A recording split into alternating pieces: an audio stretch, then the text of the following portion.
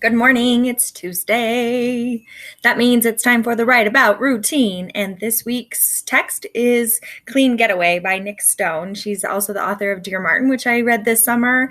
And I believe it's her first middle grade. So it's a great book for maybe third, fourth, fifth graders to be reading. And it was recommended to me through a Twitter conversation with one of my best friends and Colby Sharp when he put out pitch to ask people what everybody was reading. So I just finished it this weekend. It's a great story about the relationship between a boy and his grandmother. The relationship crosses generations, obviously, races, interests, and so many other twists and turns along the way that it's just a really great, compelling read. Today's routine, I'm going to focus in on steps 3 and 4 of the routine. So what that means is I'm not going to start today by reading the text aloud to you, which I typically do. So if you need to, I'm going to ask that you pause the video here, go to the blog and download the text excerpt that we're going to be reading today. Go ahead and read through that at least one time. I recommend that you read through it maybe 2 or 3 times so that you're as familiar with it as I am when you come back. And then if you are interested in doing the second step on your own, you are welcome to pull a key word. And then we're going to actually engage in the quick write together. So pause the video, go read the text if you haven't already, and come back and join me. We're going to jump right into the quick write. And I'm going to show you today how we can use this Write About routine to explicitly teach content. So pause here, come on back. All right. Thanks for doing that. If you, hopefully you have the copy of the text in front of you, just like I typically do. I'll paste mine into my writer's notebook today. Today, we're going to focus on a target that's a little bit different. I'm playing around with a couple of different targets for the Write About routine, and today's target sounds like this. I can write about a topic. That's no different, ready? But we're going to use multiple sources so that I can learn more about things that are important to the book that I'm reading. So instead of just getting curious about a topic today, I'm going to put a topic out there that I think this text lends itself really well to. And I'm going to ask us to write to that topic. So for that, I have my dock camera set up again today. Let me go ahead and click into that video. Just like you might have done in step 1 of the Write About routine, when you were reading, when you read it again and again, you might have highlighted or circled some keywords. I've got a couple here. The Green Book, Alive, 1963. Dates are typically important. I also did the words travel and safe. In this excerpt, Scoop has come across, or his grandmother has let him into the secret of the treasure box, and he's found the Green Book, the Traveler's Green Book. So today I want us to do our first quick write around that topic. So in Jeff Anderson's 10 Things Every Writer Needs to Know, he introduces us to this power write, and he actually does it by choosing 2 words and giving his writers a choice of the 2 words. I'm going to modify that just a little bit today. I want everybody to use the word Green Book as one of their key words today. So if you have whatever you need to write in or write on or write with, go ahead and jot that word down. That's one of your key words or phrases today. And then I'm going to let you choose a second key word. And the goal will be that for the minute that we're writing, you're going to try and incorporate the Green Book and whatever keyword you chose and use those at least once in the routine. So I pulled out a couple from the text myself. Travel, 1963. Another one I could use would be safety. You're welcome to choose your second word, but go ahead and do that now so that you've got Green Book and a second word at the top of your page. And then we're going to go ahead into step 2, which is the quick write routine. So we've got our keywords. We understand the text and what has happened in the text really well. And now we're going to use it to dig deeper into the content before we move on to step 3, which we're going to do together today. So for that, I'm going to go ahead and do this with you. So go ahead and I'm going to start the timer here in just a second. Follow the rules of the power write. Ready? Write as much as you can, as fast as you can, as well as you can, using those keywords or phrases at least one time in the next minute. I'm going to go ahead and set my Google timer here. When we hear it go off, we're going to go ahead and lift our pencil even if we're in the middle of a word or phrase. And I'll show you why that might be important here in just a few minutes. Ready? Go.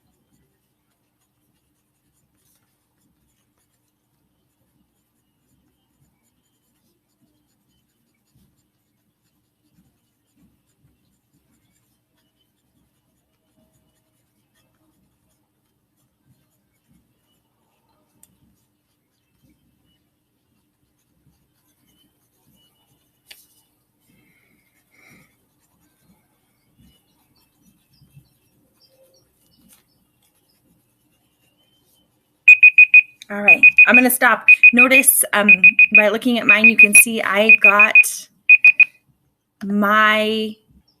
didn't get to finish that word. Sorry, that timer was driving me crazy. I didn't get to finish that word, and I'm not going to. One of the things I love about Jeff Anderson's strategy of the power write is that if I sent you back into this writing 20, 30 minutes later, even 2 days later, I would know by looking at this word right here where to pick up and where I left off. So with that said, this is the first quick write, and it was just to get some thinking down on our page about this topic. So go ahead and kind of mark it off. You've done that first step. Now we're going to move into step 3, which is to read more about a topic. And like I said at the beginning, I've chosen the topic for us today. We're going to read a little bit more about the Green Book so that we can understand this text a little bit better and what's happening in the text, and to increase our content knowledge and just general our general knowledge, which might help us when we engage in other texts and in other conversations about things that are similar to this book. So it'll increase the amount of opportunity we have to create connections to this text by digging a little bit deeper. When I first read this, I hadn't heard of the Green Book before. So I pulled on the blog, you're welcome to download it. This would be another place to pause and either link through to the live link or to download a copy of an excerpt that I got from the History Channel. And this one is called The Green Book. On your page, it'll be beautifully green, just like Scoob describes it. The Green Book, The Black Traveler's Guide to Jim Crow America. Like I said, I hadn't ever read anything about this. I didn't know anything about it until I read Nick's book. So I'm going to do some read aloud out of this. And the goal would be the same as it was when we did step 1 with the text clean getaway. And that would be to lift up some key words. And then we're going to go back into that quick write. Okay, just so you can kind of see where we're headed here. So I'm going to just give us a little bit of background. And like I said, if you want to follow along, go ahead and get a copy of that in front of you. I'm going to jump into the second page, or this third paragraph of the text, where it really gives the history of what the Green Book is. Okay, it starts with these words. First published in 1936, the Green Book was the brainchild of a Harlem-based postal carrier named Victor Hugo Green. Like most African Americans in the mid-20th century, Green had grown weary of the discrimination blacks faced whenever they ventured outside their neighborhoods. Rates of car ownership had exploded in the years before and after World War II, but the lure of the interstate was also fraught with risk for African Americans. Whites-only policies meant that black travelers often couldn't find safe places to eat and sleep. And so-called sundown towns, municipalities that banned blacks after dark, were scattered across the country. As the foreword of the 1956 edition of the Green Book noted, the white traveler has had no difficulty in getting accommodations, but with the Negro, it has been different. I'm going to skip forward a little bit and give us a little bit more background. Thanks to a sponsorship deal with the Standard Oil, the Green Book was available for purchase at Esso gas stations across the country. Though largely unknown to whites, it eventually sold upwards of 15,000 copies per year and was widely used by black business travelers and vacationers alike. In his memoir, A Colored Man's Journey Through 20th Century Segregated America, Earl Hutchinson Sr. described purchasing a copy in preparation for a road trip he and his wife took from Chicago to California. The Green Book was the Bible of every Negro highway traveler in the 1950s and early 1960s, he wrote. You literally didn't dare leave home without it. As I'm reading these excerpts, I'm noticing some keywords that really could pull forward. I could pull some of those dates, 1950s, 1960s, 1936. I could also pull some other proper nouns like the Esso gas station. Chicago to California is interesting to me because I was thinking that it might be Jim Crow South, right? Scoob is traveling through Alabama. He's traveling through Mississippi. He travels through Louisiana. But Chicago to California would not have been a southern road trip, right? It would have been through the Midwest and through a lot of the states that I know. So that's an interesting one. Those are the proper nouns. I also see this phrase that's in quotation marks, whites only. So here's what I'm going to ask you to do. I'm going to ask you to go back to your quick write from earlier. And let me go ahead and turn the video back on so you can see what I'm talking about. I want you to go back to your quick write from earlier, and we're going to I'm going to introduce you to a new strategy. So we use this quick write just to get our thoughts down on paper. Now I want you to lift a keyword from that connects to what we just read in the History Channel article. Okay, so I just want you to circle it. Is there a keyword that you want to reuse that connects to what we just read? So I am really fascinated by the date in this one. So I'm going to go ahead and use the keyword 1960s. And then I'm going to add a keyword 1936. Okay. Obviously, those are key dates, right? But I want you to go ahead and do the same thing. Find a word that you feel like is compelling and that you could pull that thread with. And then from the reading we just did, go ahead and pull another keyword. Again, just like it has been in the past, it could be a word that's explicit or implied. So I'm not sure I said the word segregation, but that would be implied. I didn't read anything about Jim Crow laws.